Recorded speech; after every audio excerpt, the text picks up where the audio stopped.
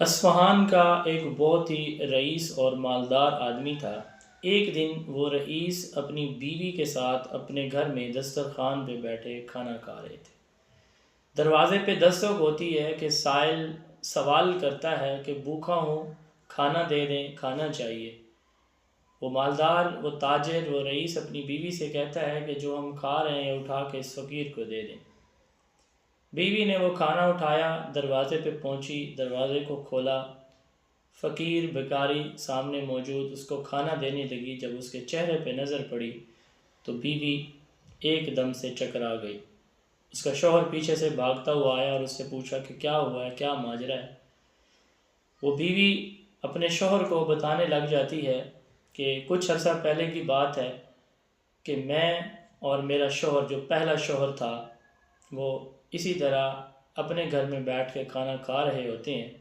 اچانک دروازے پہ دستک ہوتی ہے، ایک شخص نمودار ہوتا ہے، وہ کہتا ہے کہ میں بھوکا ہوں، مجھے کھانا کھلا دیں۔ تو میرا سابقہ شوہر اسے اتنا مارتا اور پیٹتا ہے کہ وہ فقیر، وہ بھکاری لہولہان ہو جاتا ہے۔ ابن جوزی نے یہ واقعہ نقل کیا تو وہ عورت کہتی ہے کہ جب وہ لہولہان ہوا تو وہ بد دعائیں دینے لگا۔ اس کے بعد میرے شوہر، سابقہ شوہر کا مال کاروبار ایک دم سے ٹھپ ہونے لگا، حتیٰ کہ اس کا سب کچھ بک گیا اور اس نے مجھے بھی طلاق دے دی اور میں آپ کے عقد اور نکاح میں آ گئی۔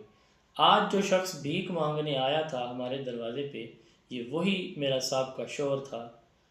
تو آگے سے اس کا جو موجودہ شوہر ہے جس گھر میں وہ رہ رہی تھی، وہ کہتا ہے بیگم میں آپ کو اس سے بھی ایک عجیب بات سمجھاؤں، سناؤں؟ بیوی کہنے لگی بتائیں۔ تو وہ مالدار آدمی کہنے لگا کہ وہ اس جس کو آپ کے سابقہ شوہر نے دھتکارا تھا، مارا پیٹا اور لہولہان کیا تھا، وہ بھکاری میں تھا۔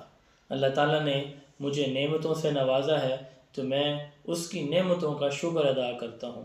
اللہ تعالیٰ نے مجھے زیرو سے ہیرو بنایا ہے تو میں اللہ کی مخلوق کا بھی خیال رکھتا ہوں۔